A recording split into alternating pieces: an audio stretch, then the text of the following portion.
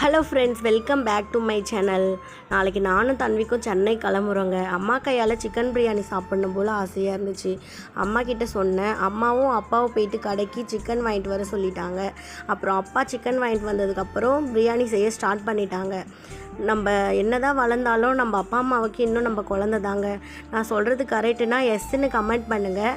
அதுக்கப்புறம் சிக்கன் பிரியாணியும் அம்மா செஞ்சு முடிச்சிட்டாங்க. நொய்யரிசியில் தான் செஞ்சுருந்தாங்க. ஆனால் டேஸ்ட்டு வந்து நல்லா சூப்பராக இருந்துச்சு. பிரியாணியும் நல்லா உதிரியாக வந்துருந்துச்சு. கொஞ்சம் கூட நொய்யரிசியில் செஞ்ச மாதிரியே தெரியல. ஒரு தடவை ட்ரை பண்ணி பாருங்கள் ஃப்ரெண்ட்ஸ். அம்மா என்ன மாதிரி மசாலா ஐட்டம்ஸ்லாம் நிறைய சேர்க்க மாட்டாங்க. ஆனால் அம்மா கையில் செய்கிற பிரியாணி எப்படி தான் இவ்வளோ டேஸ்ட்டாக இருக்கோ தெரியல. அப்புறம் எல்லோரும் வெளியே காத்தோட்டமாக ஃபேமிலியாக உட்காந்து சாப்பிட்டோம். ரொம்ப ஹாப்பியாக இருந்துச்சு. நாளைக்கு ஊருக்கு கிளம்பிடுவேங்க. எங்களோட சிம்பிள் லைஃப் ஸ்டைல் உங்களுக்கு பிடிச்சிருந்தா எங்கள் சேனல் லைக் அண்ட் சப்ஸ்கிரைப் பண்ணிக்கோங்க. Thank you all.